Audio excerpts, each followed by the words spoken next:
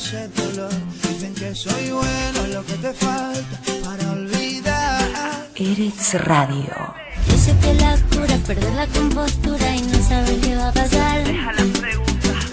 Todos los sonidos, todos tus sentidos. EretzRadio.com. Sigue estos pasos, una dosis de saliva combina con un poco de abrazo, pero estrictamente de mi brazo. Gen latino, gen israelí. Una La mezcla mezcla perfecta. 300 miligramos de esta medicina que bajan tu defensa y te llevan a la cima. Y si te Toda la música. Transmitimos las 24 horas por internet. no te enamoras, ya no vivas más con ese dolor. Dicen que soy bueno, es lo que te falta para olvidar. Eretz Radio.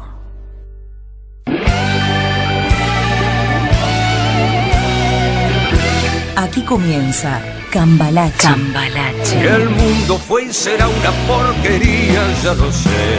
En el 506 y en el 2000 también, que siempre... Un recorrido informativo de Israel y la región. Con la conducción de Edgardo Kraviecki y Daniel Minujín. Qué falta de respeto, qué atropello a la razón. Cualquiera es un señor, cualquiera es un ladrón. La participación especial de Sergio Levinsky en Deportes, Alberto Messer en Economía y Fanny Mandelbaum en Mujer y Sociedad. Da lo mismo el que labura, noche y día como un buey. El que vive de los otros, que el que mata, que el que cura, o está fuera de la ley. El que vive de las minas, el que afana, que el que cura, o está... Cambalache. Hola, muy buenos días. Muy buenos días, nueva semana, Cambalache con todo. Hoy tenemos al Rabino Skorka, una entrevista muy interesante. Sí, de lujo, la verdad, sin desperdicio. Bueno, bienvenido, gente, bienvenidos a todos al programa. Y ahora sí, entramos de lleno con el tema del día que preparamos para hoy. Israel y Turquía. Una relación de conveniencia. Había mucha resistencia al acuerdo de reconciliación entre turcos e israelíes. También en Israel, ¿no es cierto? Sí, Netanyahu fue criticado por izquierda y por derecha, pero al fin y al cabo cerró el acuerdo de reconciliación con la Turquía de Erdogan, ratificado en agosto del 2016, que parecía ya metonímico, porque ya en el 2015 Israel había dicho que estaba de acuerdo con darle las indemnizaciones a los familiares de los muertos en el Mármara, algo que estaba a punto de realizarse y no se realizaba ya desde mucho tiempo antes. Un deseo incumplido por mucho tiempo que al fin se cumplió. Mirá, ¿y qué importancia tiene el acuerdo este de reconciliación de Israel y Turquía del año pasado? Mira, primero un punto a favor de Bibi, en esto sí. Así como le damos tantas veces cuando hace algo bien, cerró un trato con una potencia regional. Eso es muy importante. Cuando todo el Medio Oriente tambalea, las paces entre Israel y Turquía son un soplo que da, por el momento, y ya pasó más de un año, una fresca sensación de estabilidad. Por más que ésta se pueda evaporar como el humo en una región donde todo parece muy volátil. Aunque esto no es poca cosa, hay que remarcarlo. Los acuerdos de comercio cerrados con Turquía le brindan a Israel un panorama auspicioso a nivel regional, con un pie en recuperar una vieja alianza militar también y con más arterias para la inteligencia israelí. Se abren nuevas rutas de aeronavegación que se habían obturado después del 2010 por el asunto del Mármara. Esto es auspicioso para el turismo, porque también mucho turismo israelí había dejado de ir a Turquía, empezaron a volver. Y a la vez se puede ir conformando un frente más sólido para enfrentar los avances del Estado Islámico, por más que le dieron con un caño, siguen pululando por la región, y también los tenemos aquí en el Sinaí, que aspira a expandirse más allá de Siria e Irak. Y más ahora que Siria e Irak se le está cerrando, hay que vienen para el Sinaí, van para Europa, claro. Es decir, no es que los liquidaron del todo. Y que el día que se cerró el acuerdo con Israel y Turquía, lo nubló tras cartón con el mega atentado que hubo en aquel momento en el aeropuerto Ataturk de Estambul. Sí, hubo varios atentados en Turquía. Sí, seguido de una semana a otra. Sí, el año pasado fue terrible y hubo víctimas israelíes, hubo tema también que tenía que ver con estas cosas. Y bueno, y el Estado Islámico que pega donde puede. Ahora, ¿cómo influye todo esto en los conflictos regionales, en la presencia de Rusia, por ejemplo, en Siria, o en lo que pasa en Irak? Mira, el bloque regional para enfrentar al ISIS es también un pedido expreso de los Estados Unidos, tanto a Turquía como a Israel. Es decir, que lo que hace Rusia contra el Estado Islámico, bienvenido desde el punto de vista de Washington. En eso son aliados. Sí, y en otras cosas también. Que ya Sí, fuimos hablando y vamos a seguir, porque entre Trump y Putin es como entre Benjamin Netanyahu y Putin. Un romance a primera vista. Se ha logrado obligar a Turquía a legislar una ley interna que evita realizar demandas contra Israel. Este es un tema muy importante, lo que también es un logro de este acuerdo. Es muy difícil oponerse a este paso entre Turquía e Israel, a pesar de todos los peros que se busquen. ¿Y qué le criticaban tanto a Bibi? Mira, por derecha, Bibi fue criticado porque consideraban que solamente Turquía podría convencer a Hamás que devolviese los cuerpos de los 2 soldados que quedaron en Gaza tras la guerra del verano del 2014 y del etíope desequilibrado que ingresó en la franja de Gaza por error y no lo devolvieron más. Es decir, al no ponerse esto como condición israelí de que le devuelvan los cuerpos, la derecha lo criticó, pues podían haber aprovechado que cerraron con Turquía para que Turquía presione a Hamás y lo hagan. Este era el punto en el debate público israelí y no todo lo anterior que comentamos. Por izquierda, todavía no entendemos lo que se ha criticado del acuerdo. Ahora también había una organización islamista que presionaba al presidente de Turquía, Erdogan, para que no volviera a acercarse acá a Israel, ¿no es cierto? Dentro de Turquía. Sí, sí. Bueno, todos estos años, pero también Erdogan se enfrentó a esta organización islamista turca que fue la que organizó la flotilla de Gaza en el 2010, que parecía que se tuvo que subir al caballo entonces, pero no era que él lo incentivó. Es una fundación con sede en Estambul para los derechos humanos, así se llama, y las libertades y la ayuda humanitaria. Las siglas son IHH, ¿ok? Que es una ONG islámica de caridad y que se creó originariamente para proporcionar ayuda a la población bosnia musulmana a mediados de la década del 90. Cuando le criticaron a Erdogan por reconciliarse con Israel, les espetó que cuando, es decir, a los del IHH estos, les espetó que cuando salieron hacia Gaza con la flotilla, ni lo consultaron, ahí les pasó la factura, es decir, no lo consultaron previamente. Y que luego él consiguió más que ellos. Es decir, finalmente la reconciliación y lo que logró sacar de indemnizaciones y que Israel se le baje los pantalones, dice, yo lo conseguí, no ustedes con la flotilla y todo lo que hicieron. Y quizá esta reacción del presidente turco abre una luz de esperanza en las nuevas relaciones con Israel, después de que de su boca salieran los vituperios, Daniel, más amargos que se puede imaginar en los últimos 6 años. En aquellos 6 años, ya pasaron 7.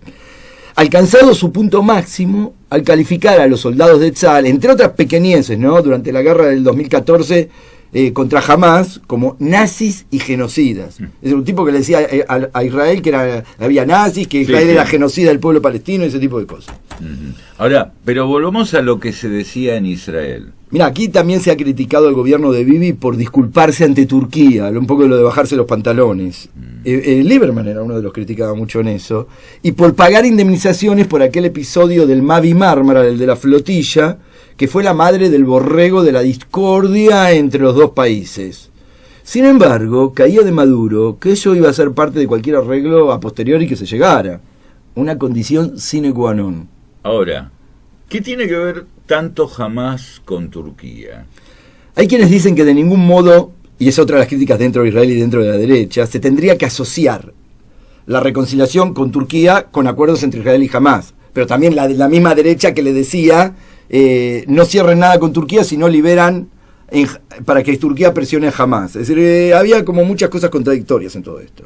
Pero Hamás está en el medio como parte del pecado original del conflicto entre israelíes y turcos, porque siempre Turquía dijo que hasta que Israel no levante el sitio, hasta que Israel mejore la situación de los derechos humanos en Gaza, Turquía misma es la que lo liga mucho a su enojo con la relación entre Israel y Hamás, ¿ok?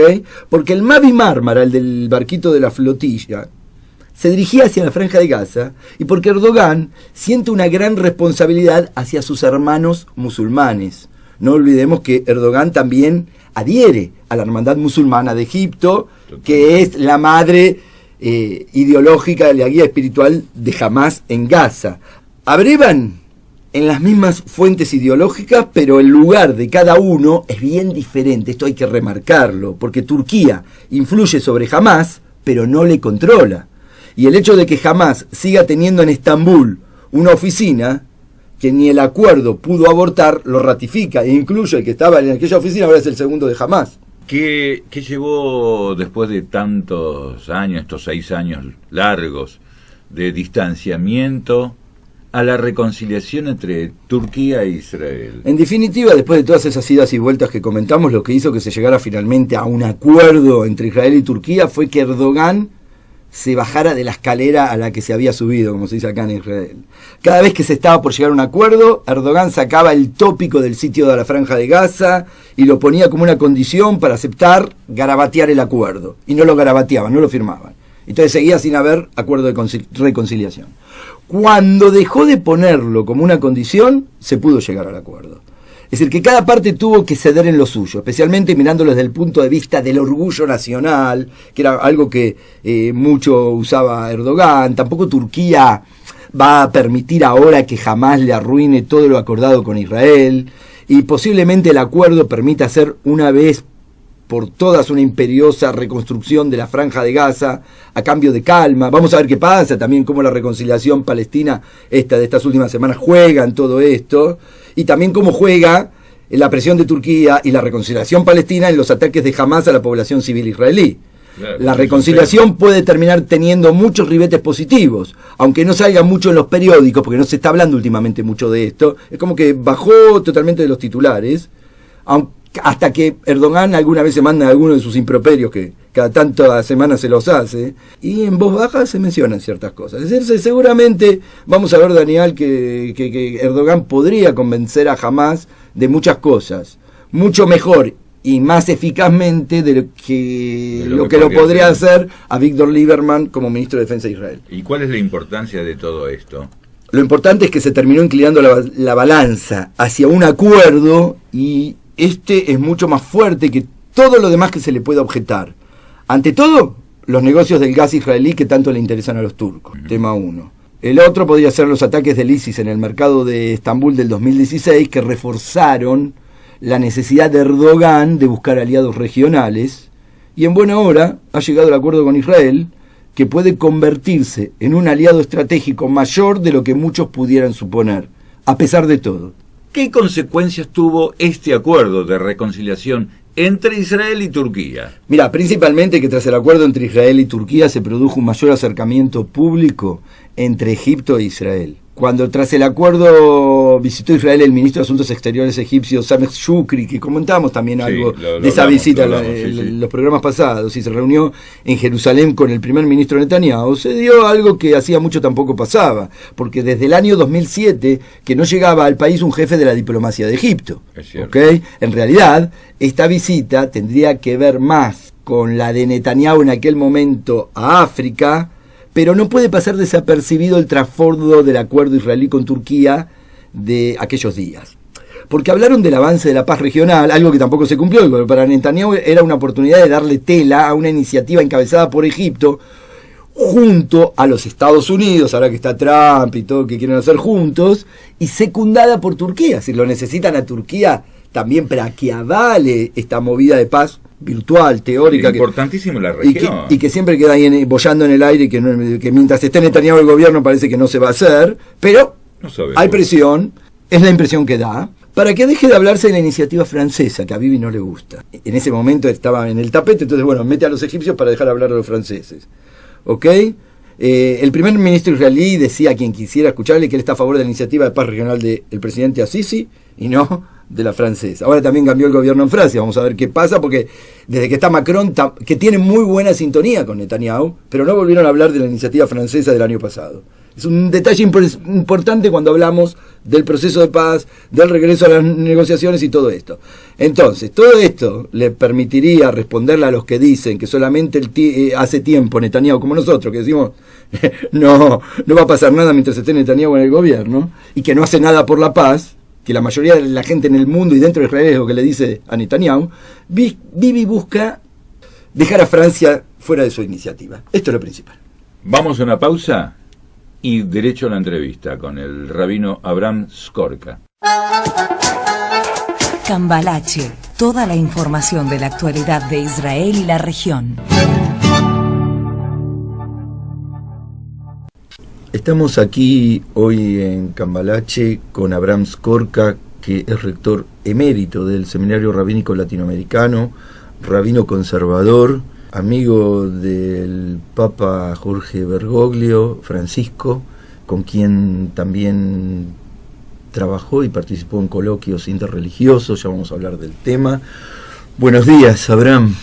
Muy buenos días, Boker Tov, aquí de Rishon LeZion. Realmente un placer estar en Eretz Israel, con todos los problemas, con todas las cosas que hay. Es un lugar maravilloso. ¿Hacía mucho que no venías por aquí? No, hacía poco, por mediados del año, por mayo, anduve por aquí. Y en el seminario rabínico fuiste rector hasta hace muy poco y ahora quedaste como rector emérito. Así es. Así es. Ahora, contame, en el diálogo interreligioso que tenías con Jorge Bergoglio, con Pancho I, como lo conocemos en Argentina, ¿cómo fue esa relación? ¿Cómo empezó? Es una relación de muchos años y es una relación que fue muy fructífera, es una relación que sigue en forma de amistad ya hasta el día de hoy, y de tratar de ser útil en la realización de ciertos proyectos, como fue cuando el encuentro entre Pérez, Abbas, Francisco y Bartolomeo en el Vaticano, con pequeñas delegaciones de cristianos de Israel, de musulmanes y de judíos, un acto muy significativo en los jardines del Vaticano que seguramente muchos recuerdan. Y todos estos actos tienen un impacto profundo. O sea, hay cuestiones políticas que hacen mucho ruido y hay algunas que, como se dice acá en Eretz Israel, Maim Shkeitim Jotrim Amok, las aguas tranquilas oradan profundamente. Y bueno, en ese sentido seguimos trabajando, haciendo ese tipo de actividades, amén de mantener un contacto personal, sabiendo el uno de la vida del otro. ¿Cómo empezó esto? Empezó en la década del 90, cuando Bergoglio fue obispo coadjutor en el arzobispado de Buenos Aires, que es muy importante, por supuesto, en Argentina y en el mundo católico.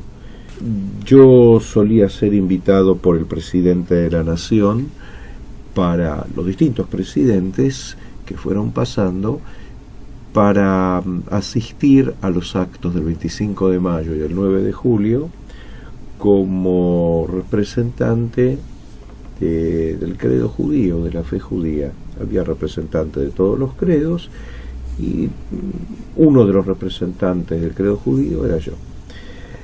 Y antes de comenzar como decía en la invitación, solemne Te Deum para festejar el Día de la Patria, los distintos obispos que iban a dirigir el servicio religioso junto con el arzobispo de Buenos Aires pasaban y saludaban a cada uno de los representantes. Con el tiempo falleció Quarrachino y el que ocupó el lugar de arzobispo de Buenos Aires, el que lo sucedió, fue Bergoglio. En cierta oportunidad, él tiene una memoria impresionante, en cierta oportunidad le preguntó a cada uno de quién éramos hinchas, así Sí, como muy decimos, futbolero. sí, así como decimos en Buenos Aires. Y entonces yo le dije de River, y ahí quedó, y siempre charlábamos un poco de las homilías de él, de los versículos que él utilizaba, de lo que los cristianos denominan el Viejo Testamento. Menos mal que no te habló de San Filipo. No, pero ya va a llegar, el fútbol ya va a llegar también. Entonces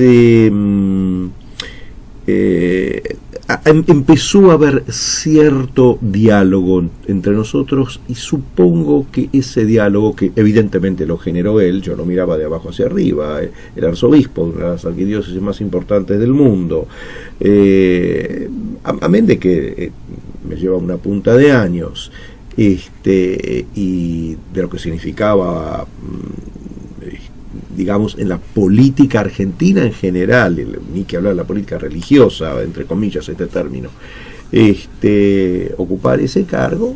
Bueno, entonces yo, como director de la escuela rabínica en un principio, como rector después, siempre le comentaba algo de los versículos, pero yo había publicado distintos artículos en el diario La Nación hablando acerca de la importancia del diálogo religioso.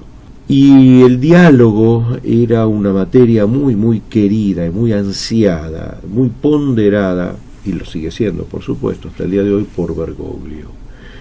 Una de las líneas de pensamiento de él es el desarrollo dialogal, interreligioso, intercultural, que evidentemente, si hacemos un análisis de la Biblia, vemos que la importancia del diálogo es superlativa, y es la llave para resolver y evitar conflictos que terminan en agresiones.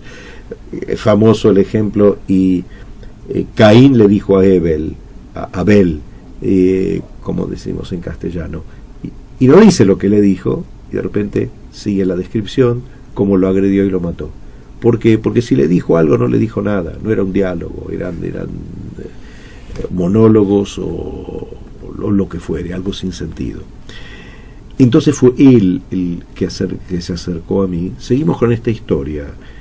Tú dices si quieres que la resumamos o... Sí, andás a resumirla para que podamos hablar más cosas sobre perfecto. Esto. Y entonces, una vez, con un chiste futbolero, en un momento muy especial, muy, muy solemne, cuando él estaba saludando a todos, porque él hizo un cambio, él quería darnos una importancia, entonces hizo un cambio en el protocolo, y antes de salir con el presidente de la Nación de la catedral, él introdujo que todos los representantes de todos los credos se acerquen a él en fila india, lo saluden a él, lo saluden al nuncio apostólico, y en un brevísimo saludo, y de esa manera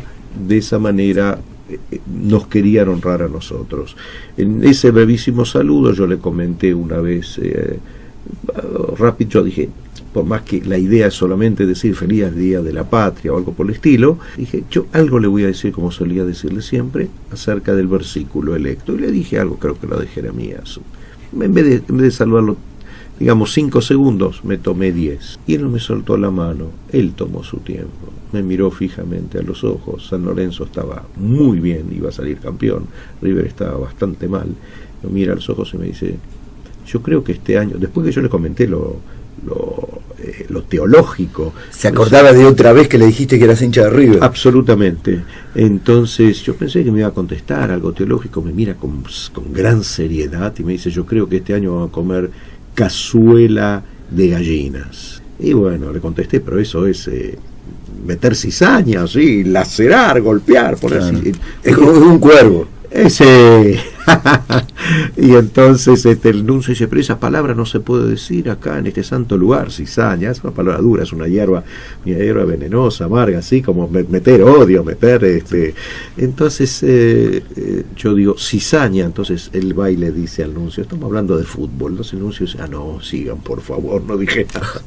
Así después de esto me di cuenta que había un metamensaje muy profundo, y así empezó lo nuestro, en donde hicimos muchas cosas muy interesantes, muy lindas. ¿Se veían asiduamente, semana a semana? ¿Cómo eran los contactos? Al principio era para cuestiones específicas, una frecuencia totalmente relativa, no era una frecuencia estable. Después sí, hubo momentos que nos veíamos cuando grabábamos los programas de televisión, que fue en el año 2011-2012, se pararon de grabar porque fue electo Papa.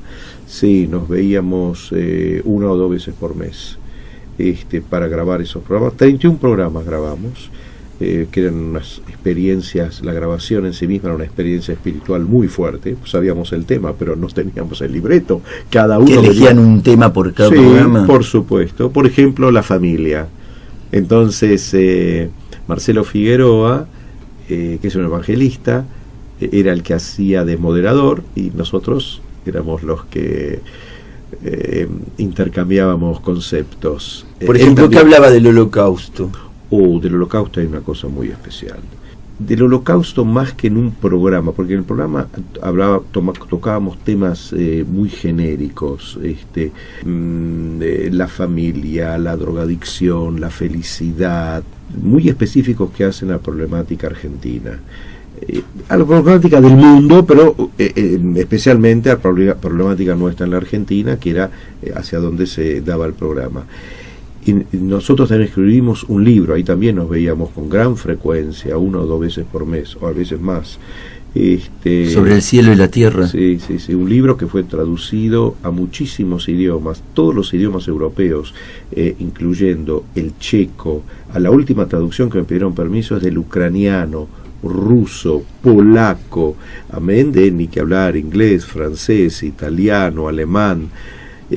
Yo contaba ya Ivrit, hay una traducción en hebreo, hay una traducción al chino del libro, y ahí sí hay un capítulo que es acerca de la Shoah, y en ese capítulo él dice algunas cosas muy profundas y muy importantes, lo que recalca y realmente me impactó, porque él tiene un acercamiento con respecto al pueblo judío de una sensibilidad y de un compromiso realmente muy muy especial. Él dice así, prácticamente literalmente, hubo muchos genocidios en el siglo XX, rememora al genocidio armenio,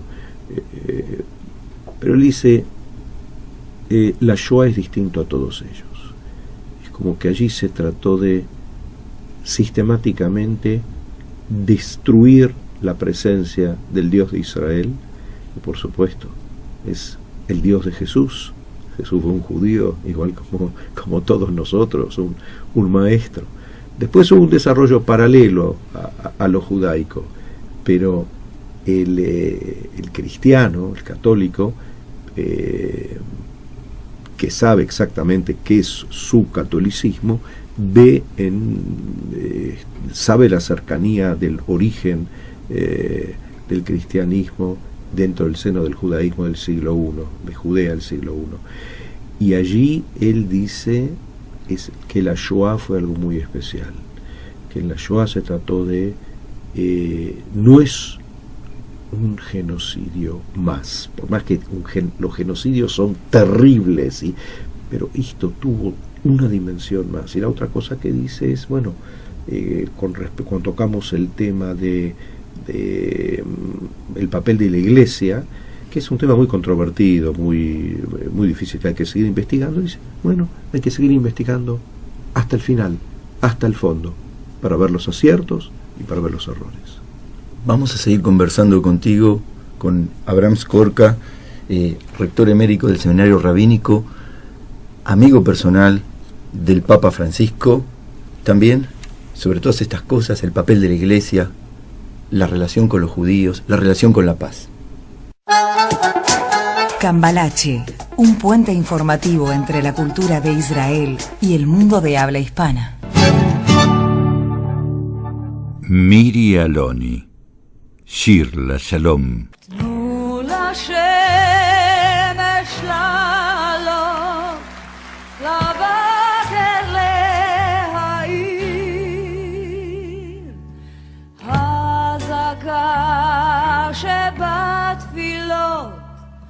אותנו לא תחזיר מי אשר קבע נרו ובעפר נטמן בכימר לא יאירו לא יחזירו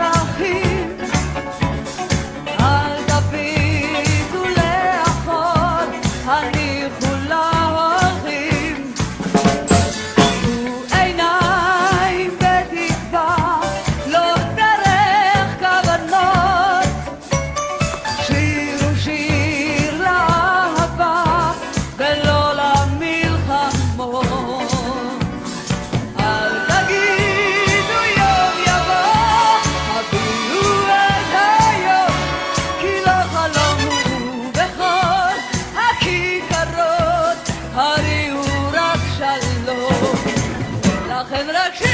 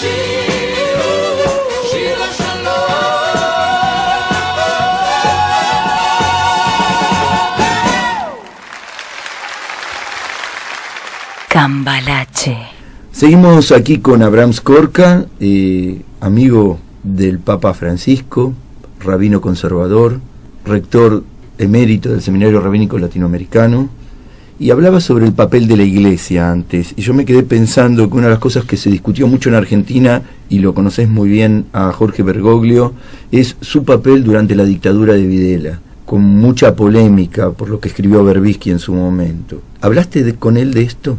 Hablamos de este tema con él, más de lo que él me reveló a mí, se puede leer en el libro que escribió Elisabetta Piqué sobre Bergoglio. Y era la corresponsal en Roma del diario La Nación. Sí, creo que se llama un Papa Revolucionario, algo por el estilo del libro. Es un libro muy, muy peculiar porque está lleno de entrecomillados, porque ella relevó testimonios acerca de todos los aspectos de Bergoglio de testigos con los cuales a los cuales entrevistó. Y allí hay documentos muy claros que hablan acerca de la actitud positiva y valiente de Bergoglio en aquellos tiempos. Más allá de lo que él me reveló a mí, se puede encontrar en el libro de Elisabetta Piqué. ¿Y qué te reveló él a vos? Cómo él ayudó a gente a salvarse, lo que pasó con estos dos curas jesuitas, que es el punto al cual se aferra Berbisky. Bueno, en ese libro hay una documentación que refuta mucho lo de Berbisky, y por supuesto que en el libro, cuando analizamos, hay un capítulo dedicado a este tema, él fustiga con los términos más críticos, más duros, a todos aquellos miembros de la Iglesia que estuvieron en las torturas, que estuvieron avalando a los torturadores en aquellos años terribles. Por supuesto que, como a todas las personas que de alguna manera trataron de ayudar en situaciones críticas, el paralelo lo hago con gente durante la Shoah, siempre queda la duda, tal vez había una oportunidad de hacer algo más que se me haya escapado. Es algo torturante. Tal vez pude haber salvado a alguien más. El tal vez, eso es el denominador común que me hizo recordar las pocas veces, en algunos comentarios de él cuando hablábamos de este tema, en paralelo con gente que trabajó por ayudar en la Shoah. Tal vez, pero eran situaciones terribles. Lo que decís lo realza más porque justamente un sector muy grande de la Iglesia Católica Argentina que colaboró con la dictadura. Sí. Entonces, a las cuales en el libro sobre el cielo y la tierra está, él condena de una forma total, clara, explícita, y lo que cuenta allí es todavía muy poco de la actitud de él, muy poco en comparación con la documentación de Elisabetta Piqué. Ahora me gustaría pasar al tema de la paz que hablaste antes, y porque acá aparentemente parece que no pasa nada, pero justamente hubo contactos, hubo reuniones, eso que hablabas en silencio, para un acercamiento entre israelíes y palestinos. También contá un poquito ese rol del Papa Francisco con respecto a la paz en el Medio Oriente. Él sabe que yo tengo un compromiso con el ideario sionista. Si bien por esas cosas de la vida mi hermano hizo su alía hace muchísimos años, bueno, tal vez el Kadosh Baruj Hu quiso que yo me quedase en Argentina justamente para hacer otra función. Realmente me quedé porque mi ideal era seguir los pasos de él. Vino aquí como químico y terminó su doctorado en la Universidad de Beersheba. Tengo un hermano. ¿Vos también sos químico? Yo también soy químico. ¿Experto en biofísica? Sí, correcto. ¿La conoces a Anna Torv, a Olivia Dunham, de Fringe? ¿Viste la serie Fringe? No. Bueno, te la recomiendo. Bueno, justamente hay muchos fenómenos donde hablan no de cosas talmúdicas, pero sí de cosas que tienen que ver con las dimensiones. Con las dimensiones. Y entonces, él hizo muchas cosas para no tratar de entrar en todos los detalles, en todas las historias. Voy a dar dos ejemplos de su compromiso con respecto al sionismo, con respecto a la existencia del Estado de Israel y lo que significa el Estado de Israel para el pueblo judío.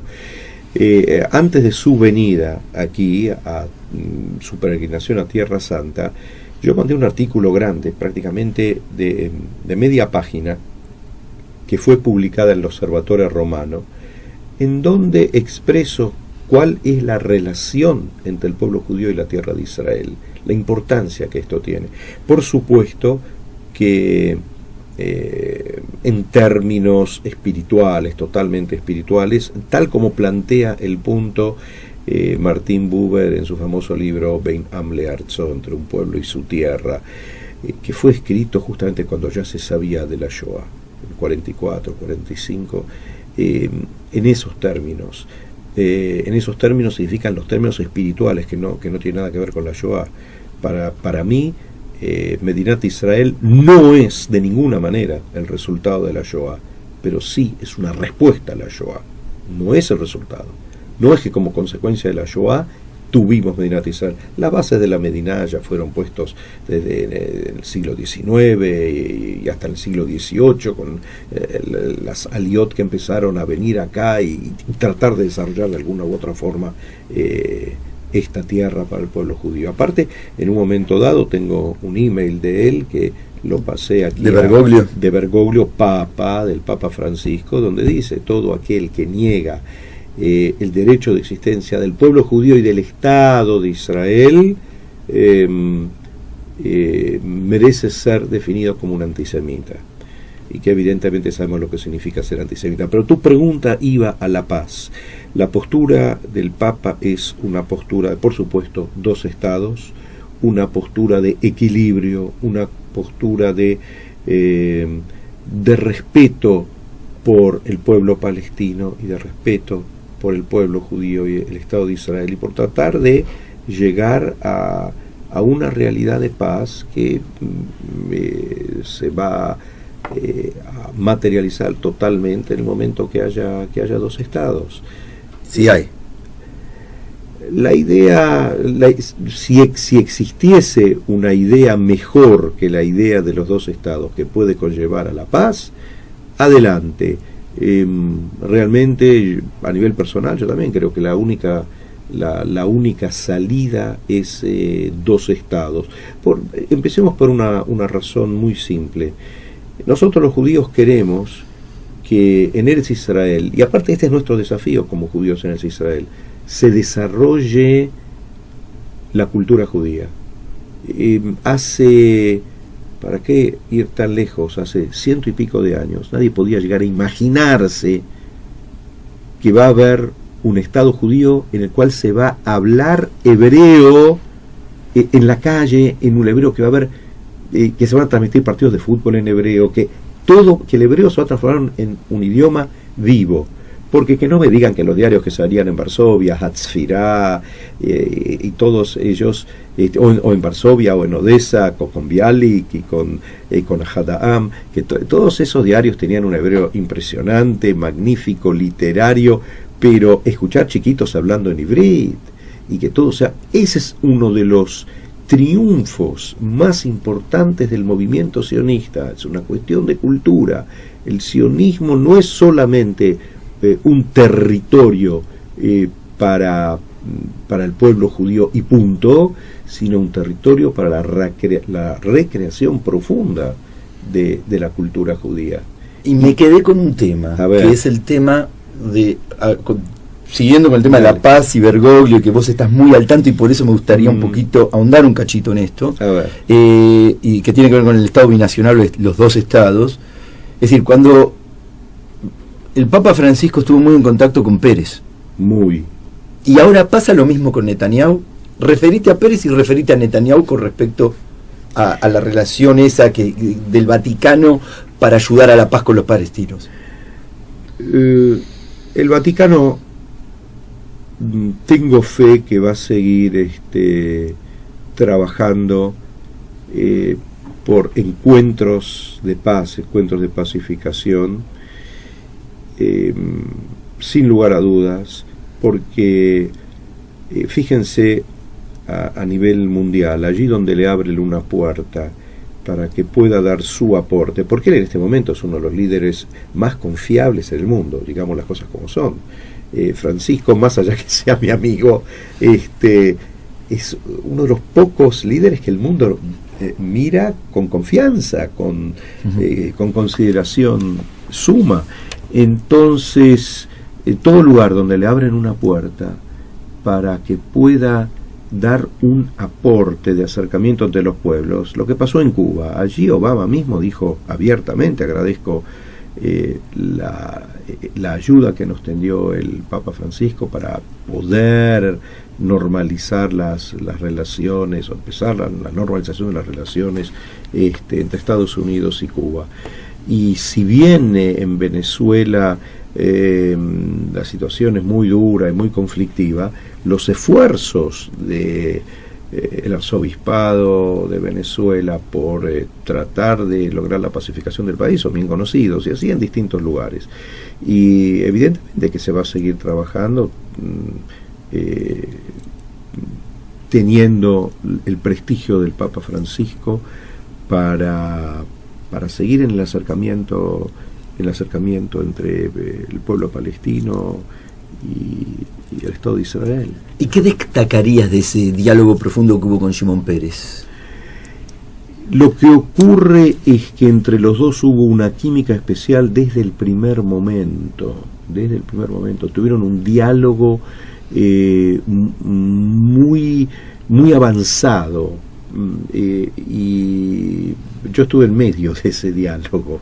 Por eso te pregunto, si realmente es un testimonio de primera mano. Ayudé a ese diálogo, y entre los dos había un cariño especial.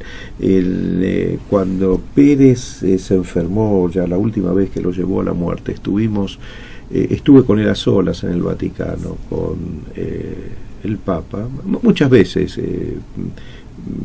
Nos encontramos allí, más o menos una hora me puede dedicar, y estamos en el tema, hacemos una revisión de muchos temas y cosas que podemos hacer, proyectos, y y elevamos una oración por la salud de Pérez. Ambos se querían muchísimo. Había afecto, lisa y llanamente, había afecto. ¿Y con Netanyahu se ven?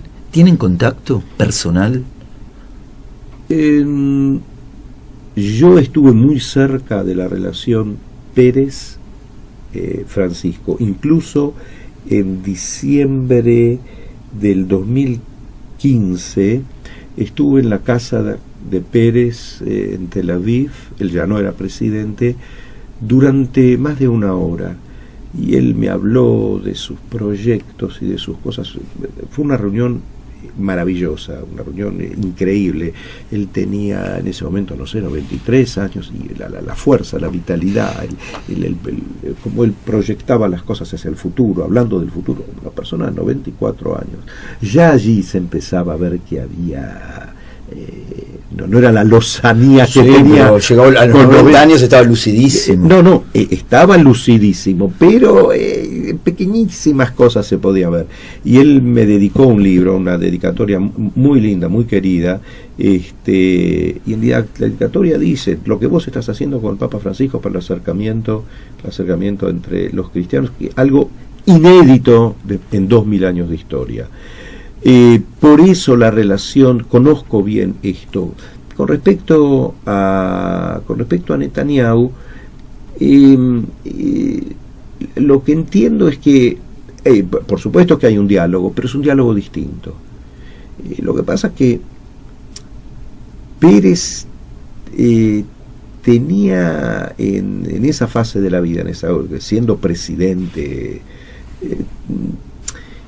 y le hablaba como un líder que está más allá, un líder que dice, que muestra el objetivo más allá de la supervivencia política, del presente, ni que hablar de la supervivencia política, más allá de lo inmediato. Y le hablaba como me suena como si estuviese diciendo todo el tiempo: chicos, miren que tenemos que llegar ahí. Él ya hablaba del ahí, no del hoy, aquí y ahora. Él ya, en un idioma hasta diría profético. Cuando habló conmigo utilizaba un estilo de futuro, hablando en un estilo profético. Y por eso se entendían tan bien. Era un diálogo más íntimo, más en un idioma más común. Hallar un idioma más común que el que un político como Netanyahu puede hallar con el Papa.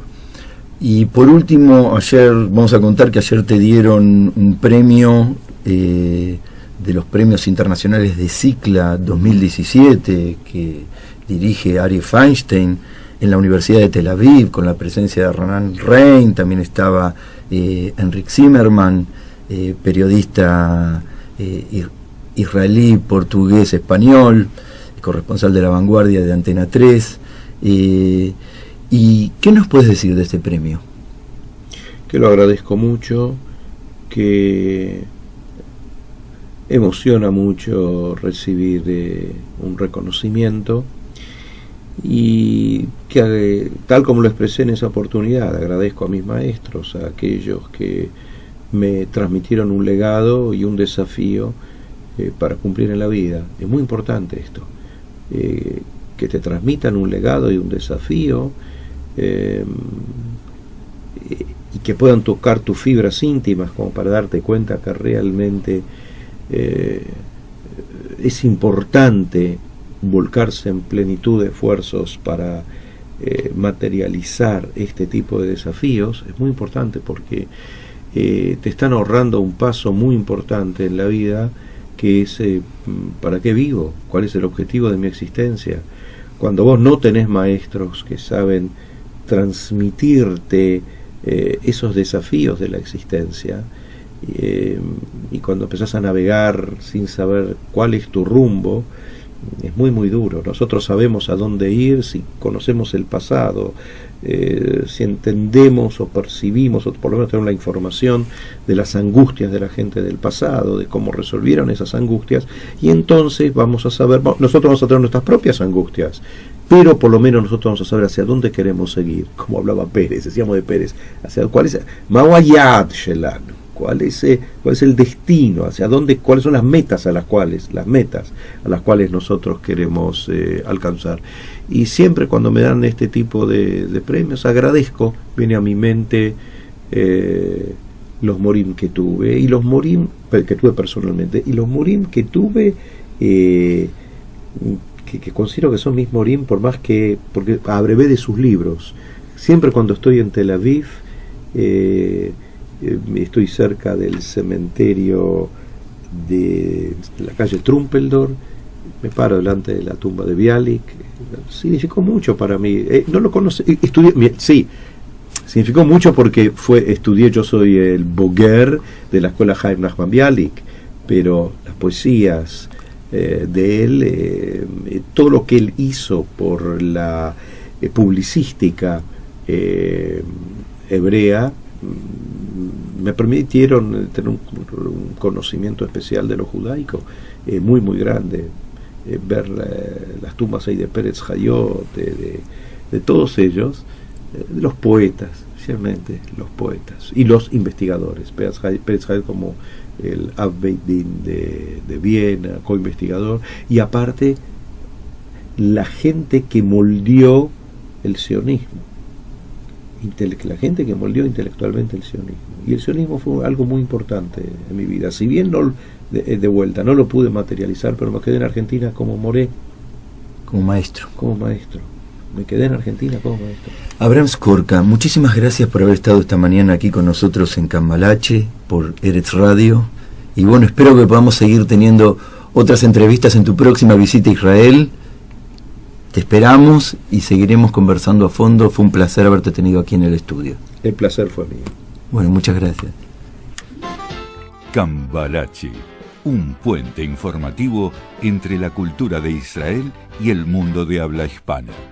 Que el mundo fue y será una porquería, ya lo sé. En el 510 y en el 2000 también, que siempre ha habido chorros, maquiavelos y estafados, contentos y amargados, valores y doble, pero que el siglo XX es un despliegue de maldad insolente, ya no hay quien lo niegue. Vivimos revolcados en un merengue y en un mismo lodo, todos manoseados.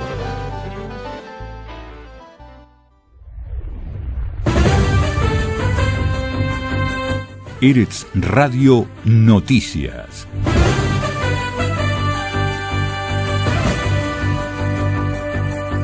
Todo el tiempo informando en tu idioma.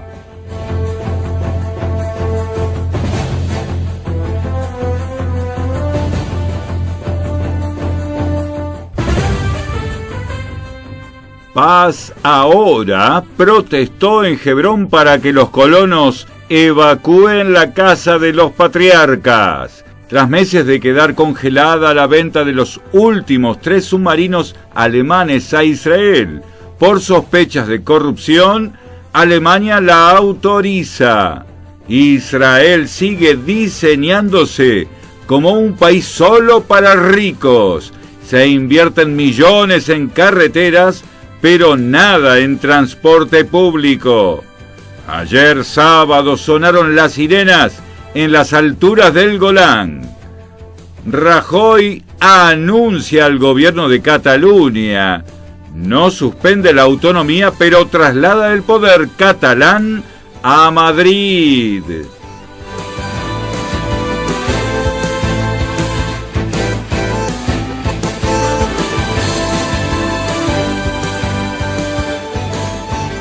El movimiento Paz Ahora protestó el viernes en la ciudad de Hebrón para que los colonos evacúen la casa de los patriarcas, donde se instalaron hace 3 meses 15 familias judías, y contra la decisión del gobierno de Netanyahu de autorizar la construcción de 31 unidades de viviendas para los colonos en el barrio Haskia.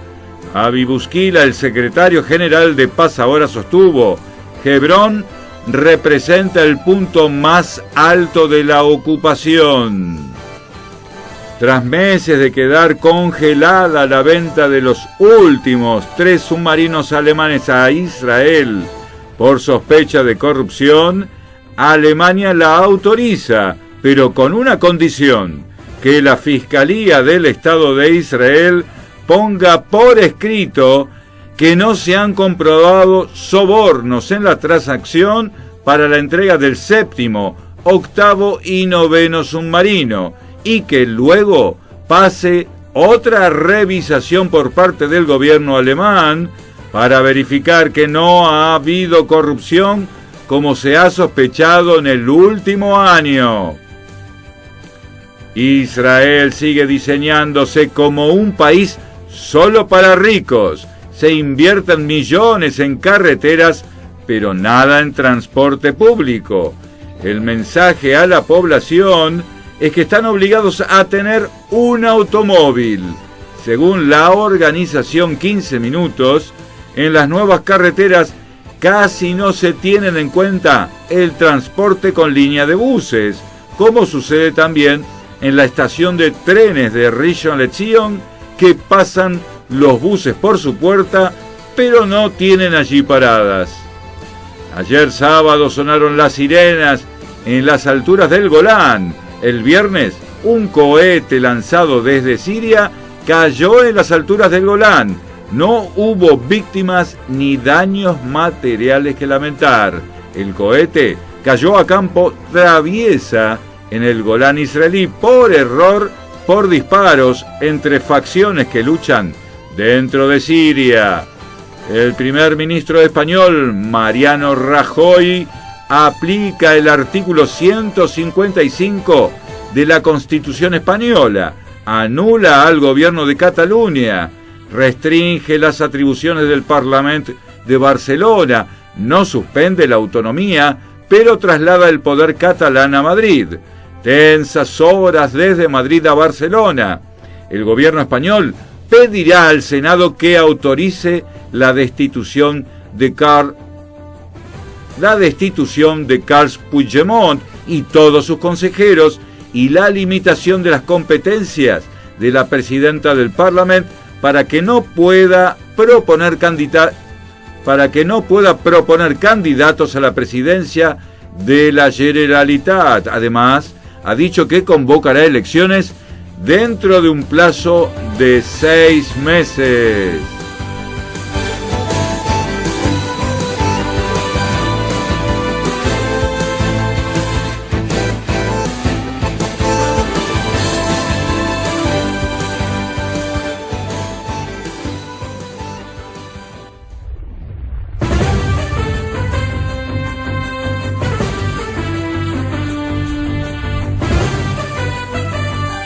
Hasta aquí, Eretz Radio Noticias.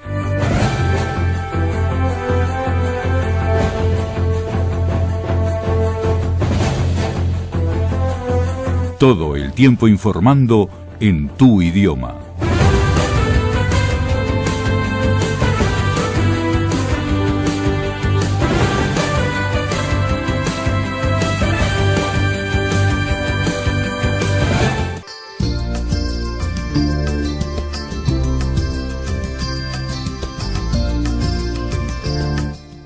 Hoy dicen los diarios. Hoy dice el periódico que ha muerto una mujer que conocí. Ynet, el portal del Yediot Aharonot, en su principal nota de tapa: si Netanyahu no va a poner fecha para que sea interrogado por la policía, la pondremos nosotros, la policía. La policía siente que en la oficina de Netanyahu, cuentan en la embajada, está tratando de hacer tiempo, de acuerdo con las fuentes involucradas en la investigación. Ahora se ha emitido un ultimátum al buró. Si no obtenemos una fecha en los próximos días, determinaremos cuándo se interrogará a Netanyahu. Fuentes involucradas en la investigación policial: parece que a alguien le conviene estirar la cuerda. Israel Hayom, la principal nota de tapa: lluvia de leyes. Y cuentan que las sesiones de invierno de la Knesset se abrirán mañana y en el tapete están la ley de nacionalidad, quién es judío y la ley de incorporaciones militares. Estuvimos viendo todos estos días las marchas de los ortodoxos, y la ley para que no se investigue a un primer ministro en funciones, que aparentemente se llamará Ley Netanyahu. El presidente de la Knesset, Yuli Edelstein, sale en contra de la intervención de la Corte Suprema de Justicia en la legislación porque dice que daña el prestigio de la Knesset. La última noticia de hoy es de la Haaretz y dice que Bogi Ya'alon declara: no habrá paz, no evacuaremos judíos y en la margen occidental hay lugar para otro 1.000.000 de colonos.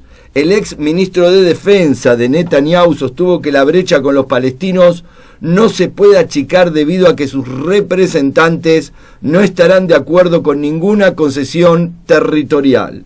En conversaciones privadas, cuenta la Haaretz, el líder del laborismo, Avi Gabay, dijo que no hay mucha diferencia entre estas posturas de Bogi Ya'alon y las suyas. Y por último, los dejamos con una frase de Albert Einstein: la vida es una especie de bicicleta. Si quieres mantener el equilibrio, pedalea hacia adelante.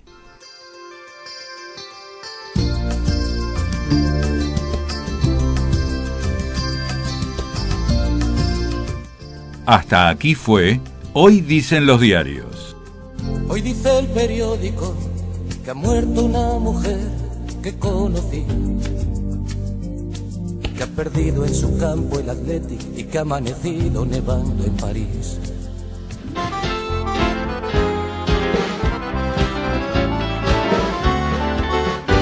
Esto ha sido todo por hoy. Que el mundo fue y será una porquería, ya lo sé. Mañana, de 7 a 8, Y en el 2000 también, que siempre nos volveremos a encontrar Maquiavelo sienta en Cambalache por eresradio.com. pero que el siglo XX es un despliegue de maldad insolente, ya no hay quien lo niegue. Vivimos revolcados en un merengue y en un mismo lodo todos manoseados. Cambalache.